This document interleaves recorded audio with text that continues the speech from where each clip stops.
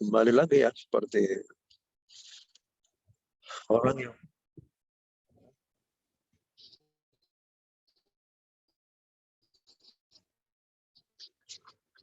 halo,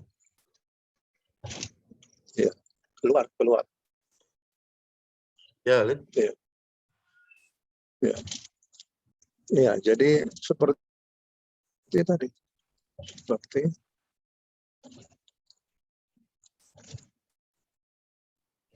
seperti tadi seorang yang dosen yang mau membuat pesantren Al-Quran itu harus disosialisasikan dulu. Iya.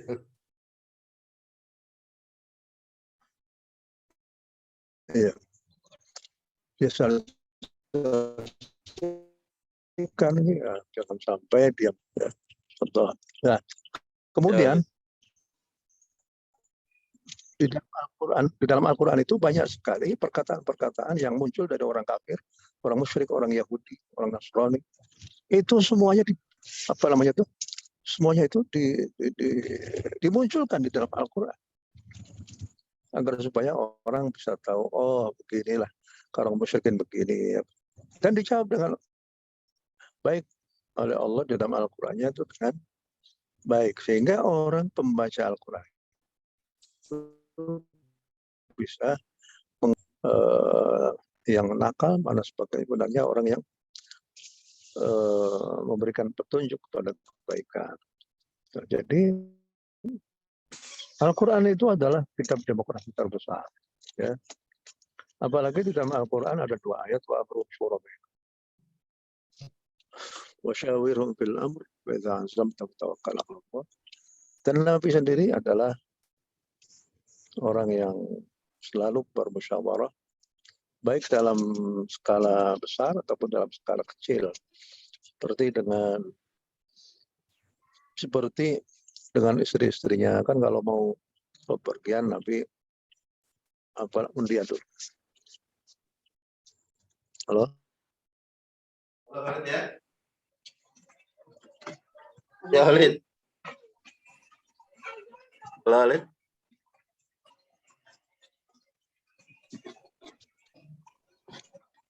Halo.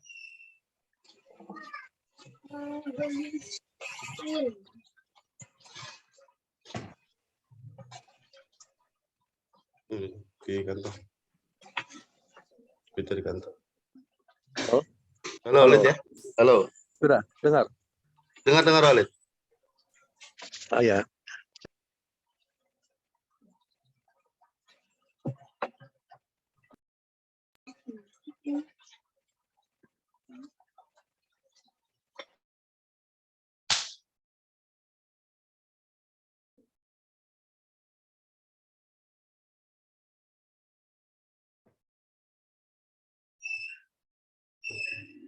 Terus lagi ya.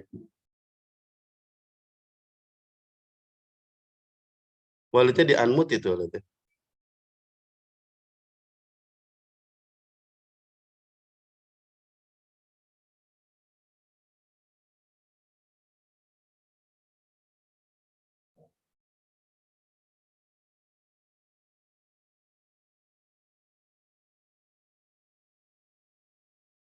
Karena di jalan kali mungkin nggak stabil mungkin ya.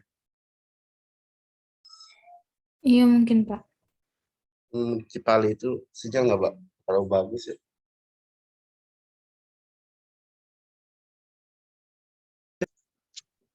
Halo, Halid.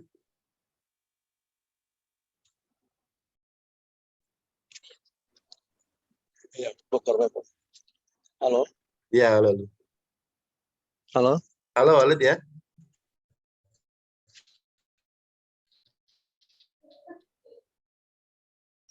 Halo, Halid.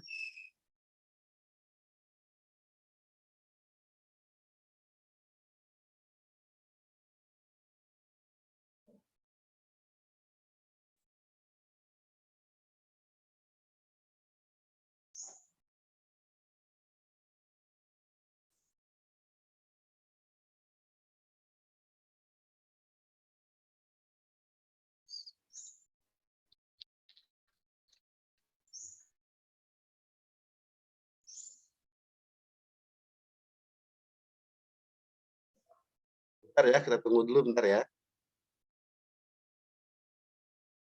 Baik, Pak.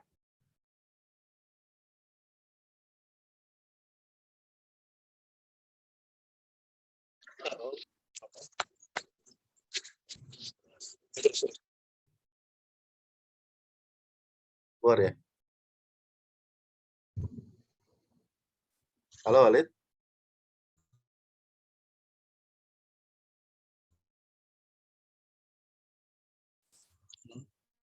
Halo? Ya, halo Walid Halo. ya. Ya, halo. Halo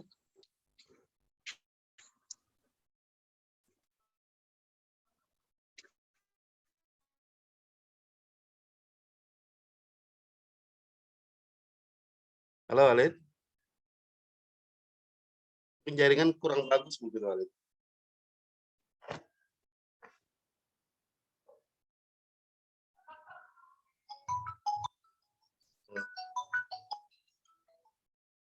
Ya, halo Walid. Ya. Ya, baik Walid. Tadi tap to speak itu apa maksudnya? Tap to speak. Mungkin terkait dengan sinyal kali Walid. Oh iya. Ya baik, jadi ada persamaan antara Islam dengan demokrasi. Ya. Tapi demokrasi yang ala barat itu kan dari rakyat oleh rakyat ya. Ya Walid. Tapi kalau dalam Islam itu segala sesuatu itu semuanya itu dari Allah Subhanahu wa taala. Karena Allah yang punya hak prerogatif untuk membuat aturan.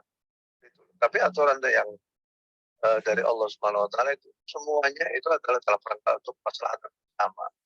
Universal, jaga kemanusiaan, keadilan, kebenaran, ya. Itu yang prinsip-prinsip ajaran agama Islam seperti itu. Jadi kalau demokrasi ya demokrasi ala Islam. Tapi kalau demokrasi ala Barat, apa yang terjadi itu adalah liar. Misalnya perkawinan antar sejenis itu demokrasi kata mereka. Begitu juga dengan pergaulan, ya, yang kalau misalnya sama-sama suka ya boleh. Jadi yang semacam itu nggak boleh. Ya, itu nggak boleh. Ini prinsip-prinsip demokrasi dalam Islam. Tapi pada akhirnya ada hal-hal yang prinsip yang harus mengikuti perintah Allah seperti sholat, zakat, puasa, haji dan lain sebagainya. Tapi ada prinsip-prinsip demokrasi yang silakan manusia itu bisa musyawarahkan bersama seperti sistem apa pemerintahan ini, republik atau parlementer ataupun kerajaan, monarki, konstitusional ataupun yang lain-lainnya. Ya. Ini begitu juga di dalam menata perkotaan, menata negara dan lain sebagainya. Silakan saja itu urusan manusia. Jadi antum a'lamu bi umuri dunya. Antum a'lamu bi umuri dunya. Nah itu kalau urusan duniawi seperti itu adalah silakan kamu sendiri yang bermusyawarah. Yang penting musyawarah. Ya demikian saja. Ya baik. Halo. Ya baik. Ya disampaikan aja ya. Ya baik. Syukran Walid. Ya, dengar tadi ya. Oke, baik. Saya langsung persilakan ke moderator. Silakan. Disambung saja. Terima kasih. Kak Zenit.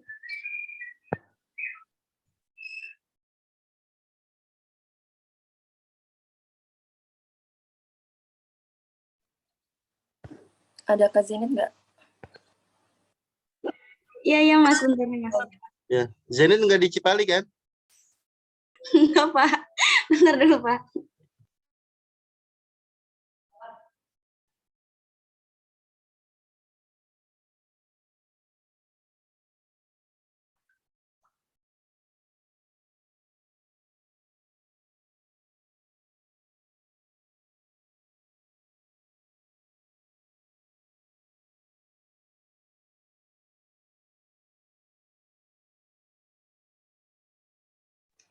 Bismillahirrahmanirrahim. Perkenalkan kami dari kelompok 10. Di sini kami akan memaparkan makalah dengan berjudul Konsep Demokrasi dalam Al-Quran. subbab pertama yang akan dibacakan oleh Kak Neng Zenit. Silakan.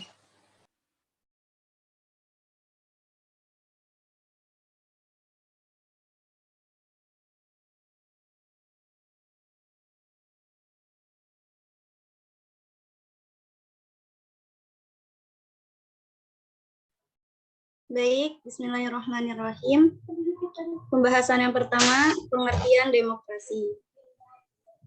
Demokrasi berasal dari bahasa Yunani, yaitu demokratia, yang berarti kekuasaan rakyat.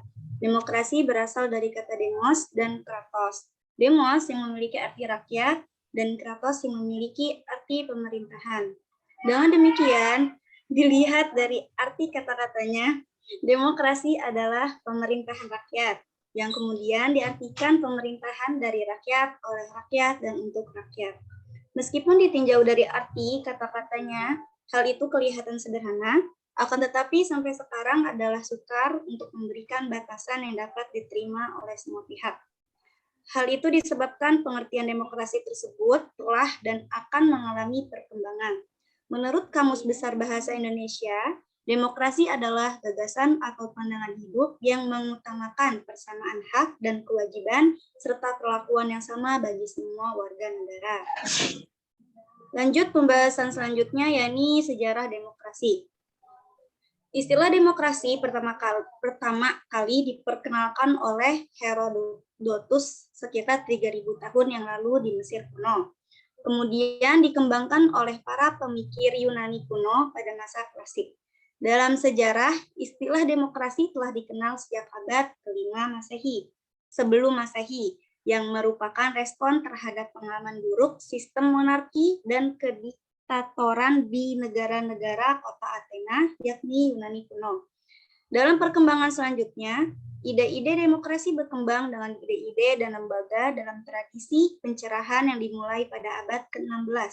Pertama kali dirintis oleh Niccolo Machiavelli dengan ide-ide sekulerisme. Kemudian ide negara kontrak oleh Thomas Hobbes, gagasan tentang konstitusi negara, liberalisme,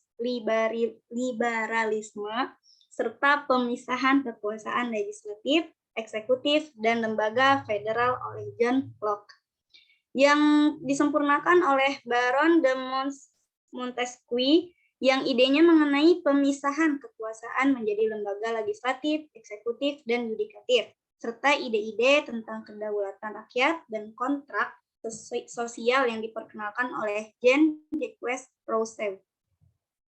Ide-ide demokrasi saat ini muncul sejak Revolusi Amerika pada tahun 1776 dan Revolusi Perancis tahun 1789.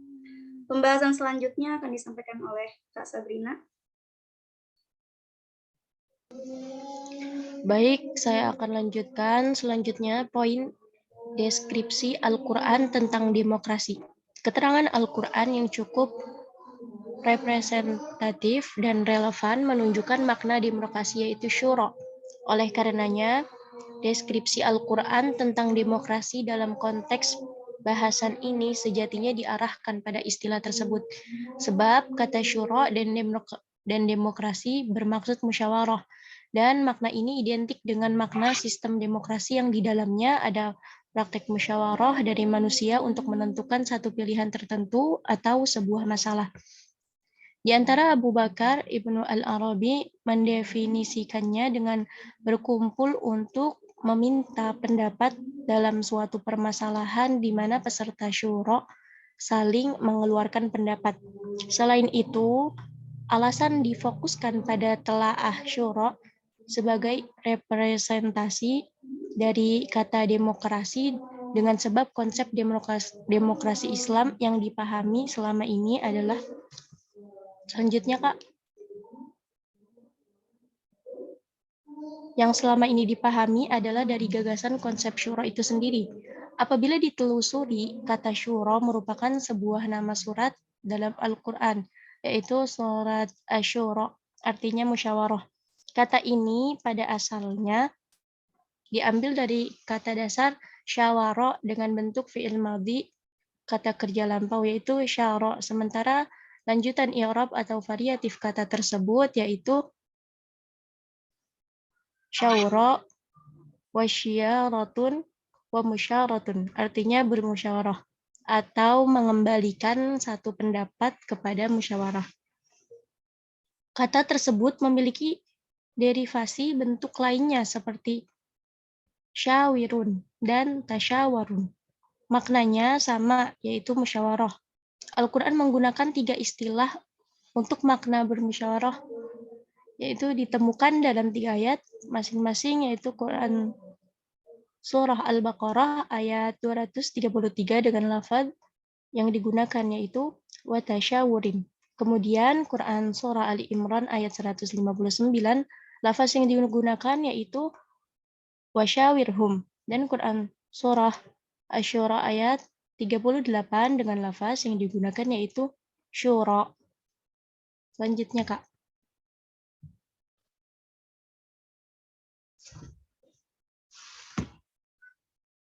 Kak Zenit.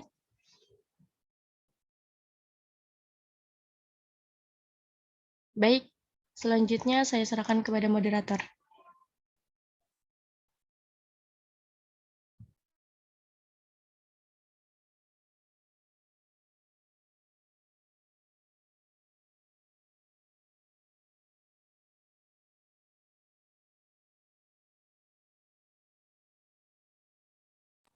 Baik, selanjutnya adalah penafsiran ayat. Kita lihat kembali ke makalah. Kita lihat kembali ke makalah kita. Penafsiran ayat dari surat Al-Baqarah ayat 233. Maaf sebelumnya, izin off cam. Saya akan membacakan penafsiran ayatnya.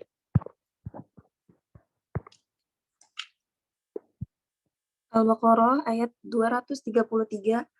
A'udzu billahi minasyaitonir rajim.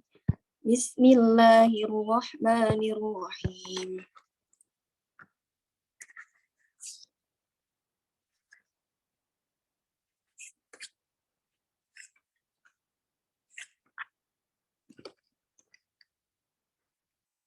والوالدات يرضعن أولادهن حولين كاملين لمن أراد أن يتم الرضاعة وعلى المولود له رزقهن وكسوتهن بالمعروف لا تكلف نفس إلا وسعها لا تضار والدة بولدها ولا مولود له بولده وعلى الوارث مثل ذلك فإن أرادا فصالا عن تراض منهما وتشاور فلا جناح عليهما وإن أردتم أن تسترضعوا أولادكم فلا جناح عليكم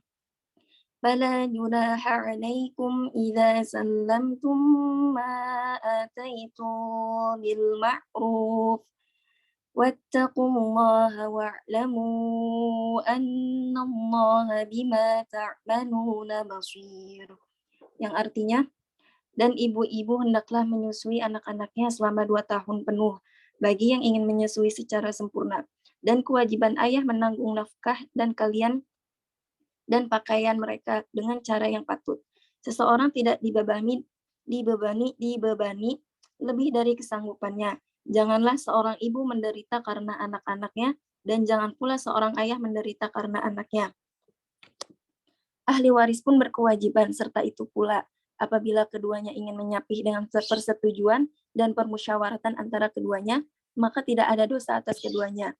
Dan jika kamu ingin menyusukan anakmu kepada orang lain, maka tidak ada dosa bagimu memberikan pembayaran dengan cara yang patut.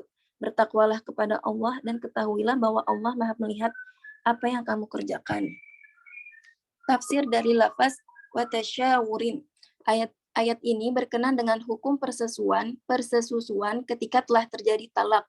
Menurut Imam Asy-Syaukani sebagai ulama memahami ayat tersebut, makna tersebut hanya dikhususkan dalam konteks perempuan-perempuan yang telah ditalak. Ada juga yang memaknainya secara umum. Kata watasyawurin pada ayat ini berkenaan dengan perundingan atau musyawarah antara suami dan istri dalam memutuskan apakah anak dipelihara dan diutus oleh ayah atau ibunya sebelum masa habis 2 tahun penyusuan. Salah satu orang tua anak tidak boleh mendapatkan sepihak tanpa lebih dahulu melakukan perundingan atau permusyawaratan antara keduanya.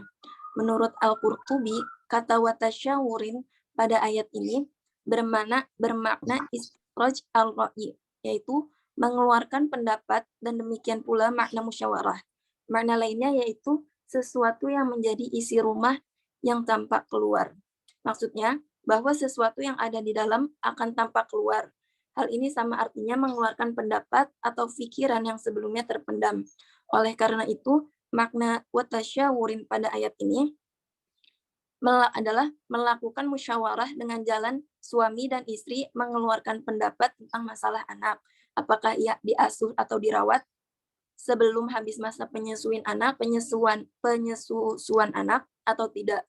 Jalan ini adalah dianggap maslahah bagi baik dan bermanfaat bagi anak. Selanjutnya, tafsir Quran surat Al-Imran akan dijelaskan oleh Safa.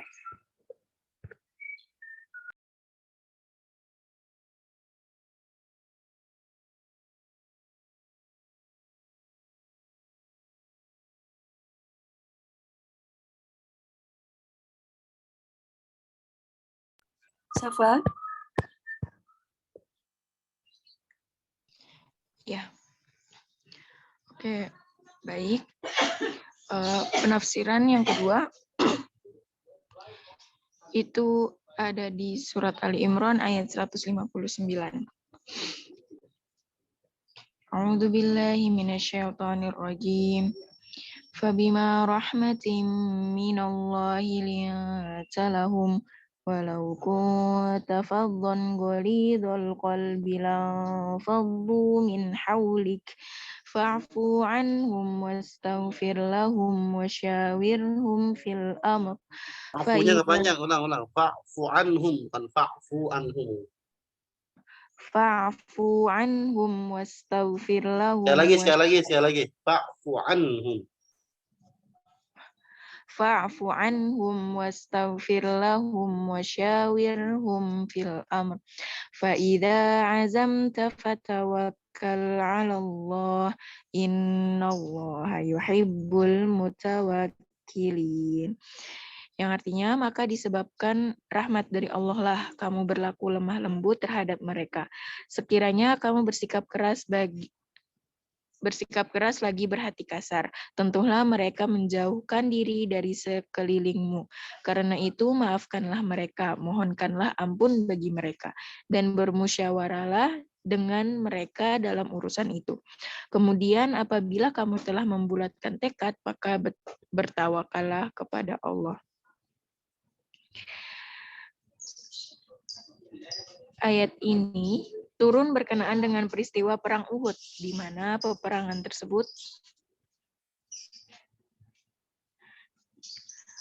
peperangan tersebut ada sebagian kaum muslimin yang melakukan kesalahan dan berakibat kepada kekalahan kaum muslimin dalam peperangan tersebut. Berkenaan dengan kejadian tersebut, Allah Subhanahu wa taala melalui ayat ini membenarkan sikap Rasulullah yang berlaku lemah lembut pada masalah ini. Bahkan Allah Subhanahu wa taala juga memerintahkan agar Rasulullah memohonkan ampunan kepada mereka dan selalu bermusyawarah dalam masalah tersebut. Tafsir lafaz wasyawirhum. Ayat di atas bicara dalam konteks pemberitahuan kepada kaum muslimin bahwa Allah telah menanamkan sikap lemah lembut kepada Rasulullah SAW. Adapun makna zahir lafaz wasyawirhum pada ayat di atas berkenaan dengan perintah wajib dalam masalah peradilan atau qadi dan perintah Allah kepada Nabi Muhammad SAW agar melakukan musyawarah. Menurut Ibnu Atiyah, seperti dikutip oleh Imam Al-Qurtubi bahwa makna wasyawirhum merupakan kaidah-kaidah tentang syariat dan ketetapan-ketetapan dalam masalah hukum-hukum syara. Pemaknaan syura semacam ini cenderung dilihat dari aspek lugawi, sebab lafaz wasyawirhum mengandung makna amar atau perintah Allah kepada Nabi agar melakukan musyawarah. Hal inilah yang tampak dari pemaknaan syuro sebagai kaidah syariat. Kaidah syariat dapat diartikan sebagai ketentuan yang harus dilalui atau diikuti. Oleh karena itu, hukum syuro di sini adalah wajib dilakukan sebagai bagian dari kaidah dan aturan dalam Islam. Hal ini senada dengan apa yang disebutkan oleh Hamka dalam kitab Tafsir Al-Azhar bahwa ayat tersebut memerintahkan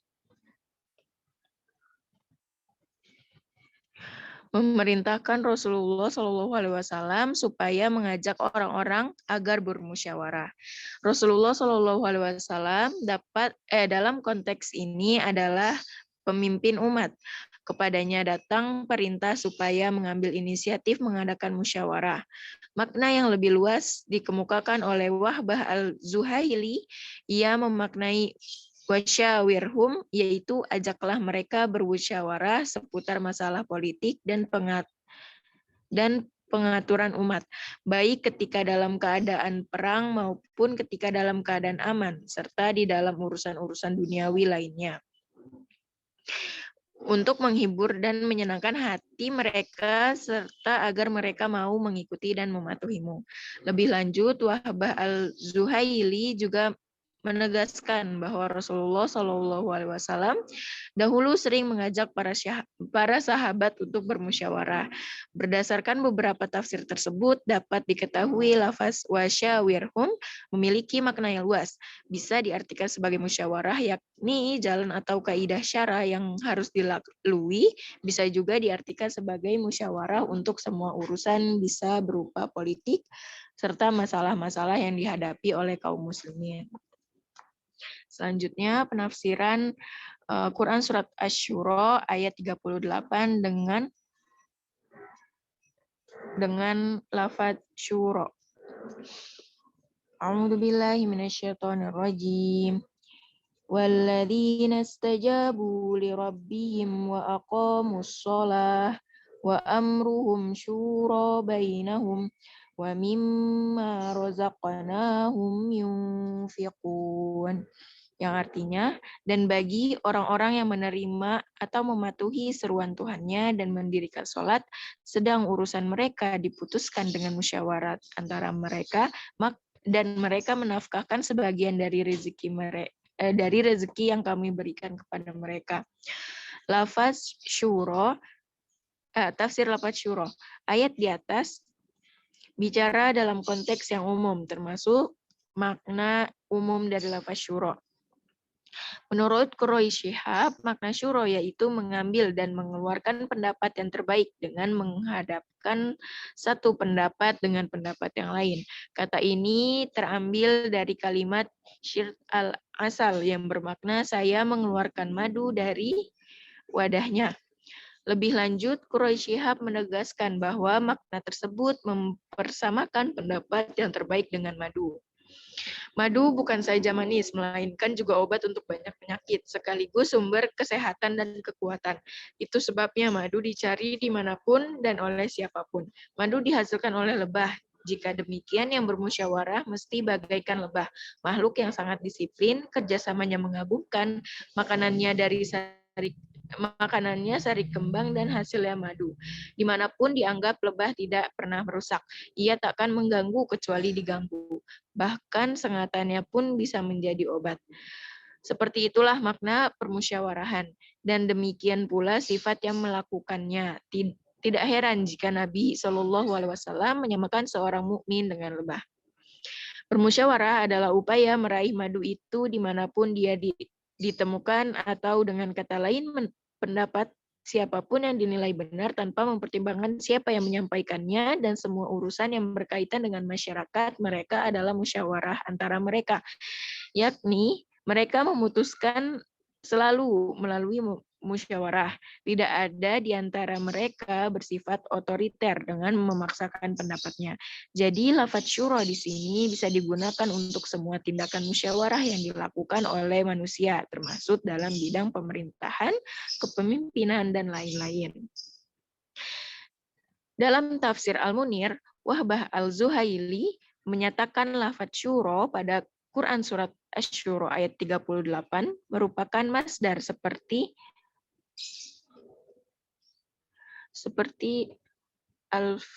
al-fayata yang bermakna tasyawir atau musyawarah yang maksudnya masalah mereka dimusyawarahkan dan mereka tidak egois dengan pendapatnya sehingga mereka mau memusyawarahkan urusannya. Hal tersebut adalah suatu kelebihan untuk menjaga permasalahan mereka, menyempurnakan perencanaan dan keberhasilan yang diharapkan. Adapun makna musyawarah diartikan tukar-menukar pikiran untuk mengetahui dan menetapkan pendapat yang dipandang benar.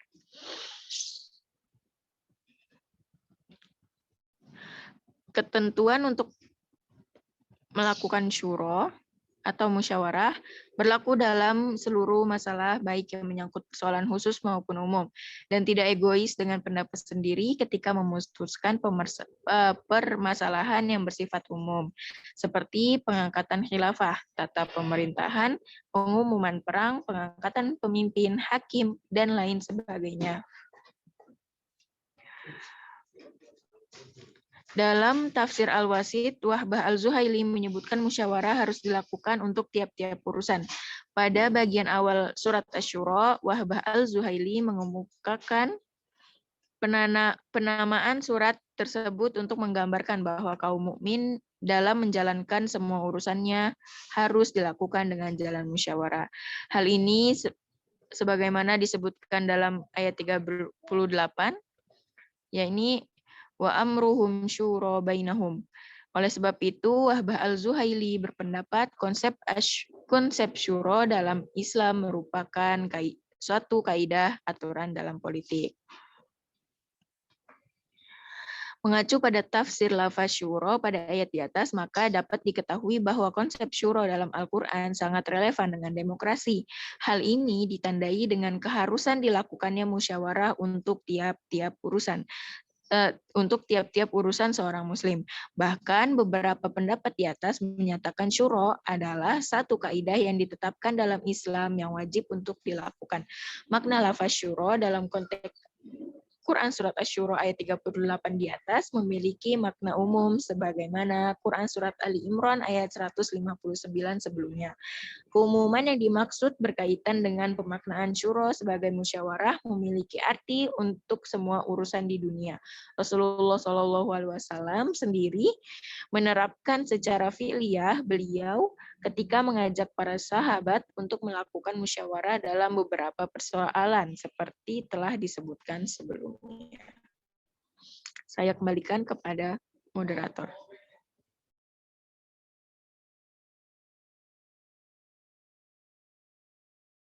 Baik, subbab selanjutnya, term surah demokrasi dalam Al-Quran akan dibacakan oleh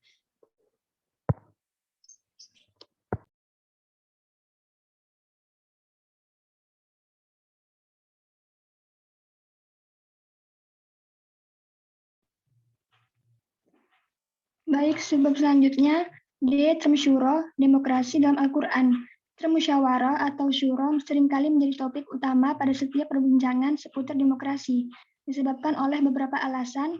Yang pertama, tidak ada satupun dari ayat dalam Al-Quran yang menyebutkan kata demokrasi. Kedua, istilah demokrasi datang dari Barat dan tidak ada kata yang menyerupai dalam bahasa Arab. Ketiga, kata syuro merupakan term yang artinya paling dekat dengan demokrasi. Keempat, term ini banyak disebut sebagai penjelasan aktivitas Nabi Shallallahu Alaihi Wasallam yang berkaitan dengan prinsip dan karakter demokrasi. Dalam tradisi Islam, pemahaman atas konsep demokrasi ini mengandung makna yang multitafsir apabila dikaitkan dengan bahasa Al-Quran yang menyatakan bahwa syuro merupakan induk dari demokrasi itu sendiri. Bahkan, beberapa mufasir berpendapat kata syuro diidentikan sebagai cikal bakal teori demokrasi yang dicetuskan oleh Barat. Akan tetapi, juga ada pemahaman dan pemaknaan yang lain terhadap kata tersebut. Kata musyawarah dalam Kamus Besar Bahasa Indonesia memiliki arti pembahasan bersama dengan maksud mencapai suatu keputusan atas penyelesaian, perundingan atau perembukan suatu masalah. Dengan kata lain, musyawarah juga berarti mengajukan dan mengeluarkan sebuah pendapat. Musyawarah tidak digunakan dalam pengabsahan suatu keputusan yang dapat menindas pihak lain apabila tidak sejalan dengan nilai-nilai kemanusiaan dan bertentangan dengan Al-Quran dan hadis, karena pada dasarnya musyawarah hanya digunakan dalam hal kebaikan. Prinsip demokrasi dalam Al-Quran. Dalam pembahasan ini, penulis mengambil prinsip atau nilai yang terkandung surat Al-Baqarah ayat 233, dan dari ayat tersebut diambil beberapa prinsip dalam pelaksanaan demokrasi yang disesuaikan dengan Islam, yaitu yang pertama keadilan, yang kedua musyawarah, yang ketiga kebebasan. Selanjutnya saya serahkan kepada moderator. Baik, subbab selanjutnya, pendapat para ulama akan dibacakan oleh Hana. Silakan Hana. Baik, terima kasih. Selanjutnya pendapat para ulama. Yang pertama, menurut Abu A'la Al-Maududi. Sayyid Abu A'la Al-Maududi adalah figur penting dalam kebangkitan pada abad ke-20. Beliau dikenal sebagai tokoh muslim besar di bidang jurnalisme, akidah, dan filosofi politik Islam. Al-Maududi merupakan salah satu ulama yang secara tegas menolak demokrasi. Menurutnya, Islam tidak mengenal paham demokrasi yang memberikan kekuasaan besar kepada rakyat. Demokrasi merupakan buatan manusia sekaligus produk dari pertentangan Barat terhadap agama sehingga cenderung sekuler. Ia menganggap demokrasi merupakan suatu hal yang syirik. Islam menganut paham teokrasi itu berdasarkan hukum Tuhan. Yang kedua, menurut pandangan Yusuf Al-Qaradawi. Yusuf Al-Qaradawi adalah ulama yang sangat masyhur di dunia karena kedalaman ilmu dan dakwahnya. Nama lengkap beliau adalah Yusuf bin Abdullah bin Ali bin Yusuf. Sedangkan Al-Qaradawi merupakan nama lengkap keluarga yang diambil dari nama daerah tempat mereka berasal, yakni Al-Qardah. Ketika usianya belum genap 10 tahun, ia telah mampu menghafal Al-Quran. Selesai menamatkan pendidikan di Ma'had Tantoh dan Ma'had Tsanawi, ia melanjutkan pendidikan ke Fakultas Usuluddin Universitas Al-Azhar Kairo. Pemikiran beliau banyak dipengaruhi oleh cendekiawan Muslim Hasan al-Banna. Menurut beliau, substansi demokrasi sudah sesuai dengan Islam. Hal ini dapat dilihat dari beberapa hal, di antaranya yang pertama, dalam pemilihan kandidat pemimpin melibatkan banyak orang.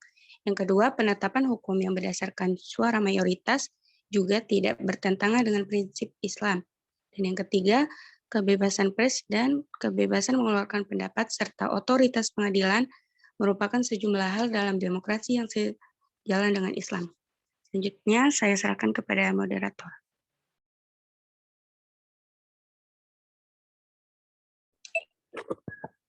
Terima kasih. Sekarang waktunya sesi tanya jawab. Di antara kalian ada yang ingin ditanyakan atau ingin menambahkan makalah hari ini?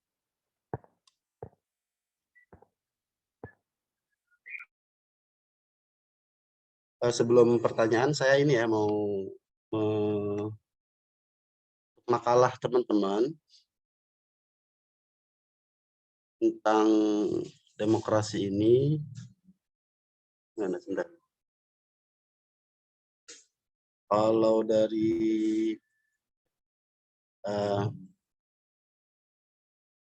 Nadia Almas sama Naizeli cuma berdua aja ini. Iya, Bapak, berdua aja. Oh, berdua aja ya. Ya, ini udah bagus, cuma ya fontnya juga sudah bagus. Saya menyoroti terkait lebih ke ini ya, lebih ke teknis ya, karena kalau secara konten sih, karena memang kalian sudah mengambil dari beberapa rujukan. Sudah ada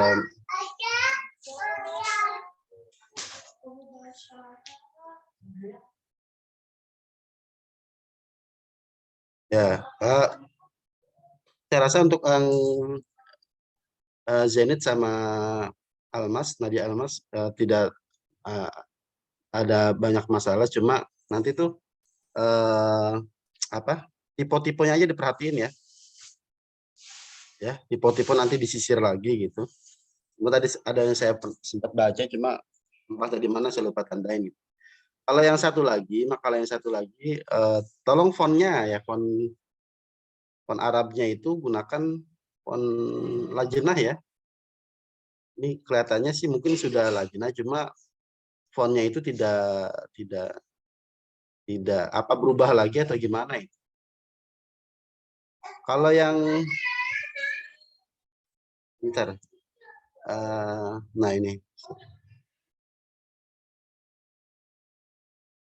Nah ini Putri Hana, Risa dan teman-teman ini tentang demokrasi ini. Di sini kan banyak, untuk poin penafsiran ini masih belum terlalu dieksplor ya. Malah lebih banyak pandangan-pandangan kalau boleh dibilang ini ulama-ulama kontemporer ya. Al-Maududi, gitu. Cuma yang saya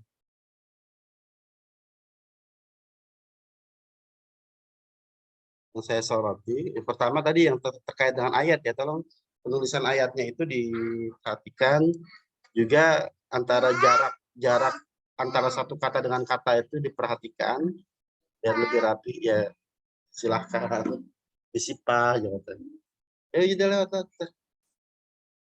Kemudian di footnote juga tolong dirapikan juga. Jadi ratakan rata kirinya diperhatikan ya sama jarak. Masalah-masalah ini saya sampaikan sebenarnya masalah sepele ya, tapi penting. Kayak ya itu ya ini sih sudah font, ini sudah saya lihat sudah fontnya sudah lajnah ya, cuma masih fontnya font balik ke Times New Roman atau apa ini. Jadi kalau bisa dari font lajnah itu apa adanya, jangan dirubah lagi karena menurut saya itu sudah bagus ya. Nah, tadi terkait dengan aspek demokrasi yang disampaikan sama Ustadz Ahsin, saya tidak terlalu banyak menambahkan karena tadi yang disampaikan sama beliau itu adalah masukan yang sangat bagus sekali ya, bahwa demokrasi itu kita bedakan dulu antara demokrasi yang versi barat sama demokrasi versi Islam. Sebetulnya kalau kita cari kata demokrasi dalam Al-Quran itu ya tidak ada. Cuma kalau kita mau, ini ya unsur-unsur demokrasi itu salah satunya itu adalah musyawarah. Karena tadi katanya kalau demokrasi barat itu adalah dari rakyat untuk rakyat gitu. Cuma kalau demokrasi Islam ya dari Allah ya kembali lagi untuk Allah. Apa yang kita kerjakan semuanya dalam di dunia ini adalah semua itu berasal dari Allah dan kembali itu kepada Allah Subhanahu wa taala gitu. Ya itu kalau kita bicara jadi kita juga jangan menjudge bahwa demokrasi itu berasal dari Islam, tidak juga gitu. Karena memang dalam perjalanan sejarah karena memang banyak sekali dari ulama-ulama barat, sebutnya ulama barat, dari ilmuwan-ilmuwan barat ya, tentang yang berpendapat tentang demokrasi itu memang menjadi pembahasan tersendiri gitu. Nah, kalau dalam Al-Qur'an kita kerucutkan bahwasanya salah satu unsur demokrasi itu adalah musyawarah, karena memang tadi ayat-ayat yang ditafsirkan atau yang dipilih sama teman-teman itu adalah terkait dengan mencari kata-kata yang ada kata-kata musyawarah. Padahal musyawarah itu bisa kita temukan secara kontekstualnya. Kita bisa temukan beberapa kejadian-kejadian atau kasus-kasus dalam Al-Quran yang memang terjadi dialog ya. Nah, dialog itu kan bisa kita katakan musyawarah lah. Bagaimana Nabi Ibrahim bermusyawarah kepada anaknya ketika mau disembelih, itu kan termasuk musyawarah juga kan. Atau bagaimana tadi dikatakan Walid bahwa ketika Allah sifatnya itu pemberitahuan bukan musyawarah, walaupun ada keberatan dari malaikat ya tentang bahwa manusia dijadikan khalifah di muka bumi ini. Kemudian bagaimana banyaklah pokoknya dialog-dialog yang sifatnya itu musyawarah itu bisa kita temukan. Kan ada dialog antar anak kepada orang tua atau kebalikannya, atau dialog penguasa kepada masyarakatnya, atau dialog Tuhan kepada makhluknya. Itu dalam Al-Quran kan term-term itu, komunikasi itu kan bisa kita lihat ya. Nah itu tidak ada kata-kata musyawarahnya, cuma secara kontekstual itu adalah terjadi tukar pendapat ya antara pihak pertama dengan pihak yang kedua, bahkan pihak yang ketiga. Nah itu ya. Ini waktunya sempit sekali ya. Saya tidak bisa lama-lama nih. Karena memang hari Jumat. Nanti memang kalau ada pertanyaan tolong kita diskusikan via grup atau via Japri bisa ya. Apa ya? Ini kita pertemuan yang ke-12 ya. Makalah tinggal berapa lagi makalah?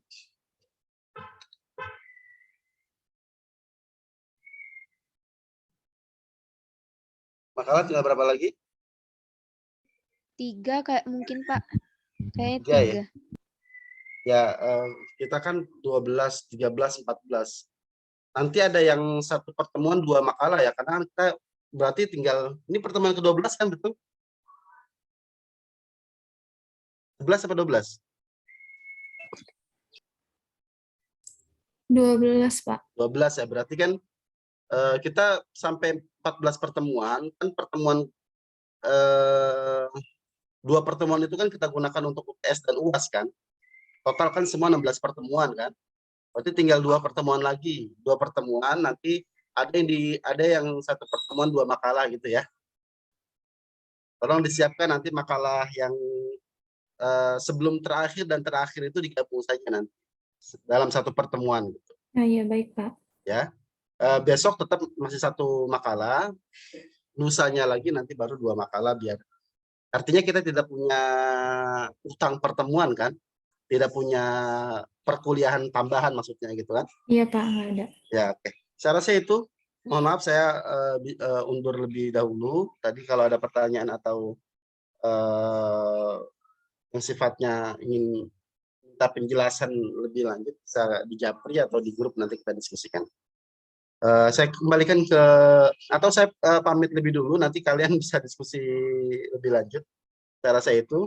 Saya serahkan ke moderator lah, mau dilanjutkan atau mau disudahkan nanti terserah kalian. Saya rasa itu. Saya pamit. Subhanakallahumma wa bihamdika asyhadu an la ilaha illa anta astaghfiruka wa atubu ilaik. Terima kasih. Saya kembalikan ke moderator. Saya pamit ya. Baik Bapak, terima kasih banyak atas waktunya. Gimana teman-teman, mau dilanjut atau disudahi saja? Atau ada yang ingin bertanya? Udah Mas. Mohon responnya ya. Udah Mas. Kayaknya udah. Udah aja. Udah, ya udah. Berikut adalah presentasi dari kami, kelompok 10, kurang lebihnya mohon maaf. Assalamualaikum warahmatullahi wabarakatuh. Waalaikumsalam warahmatullahi wabarakatuh. Terima kasih ya Mas. Makasih makalah. Waalaikumsalam. Assalamualaikum.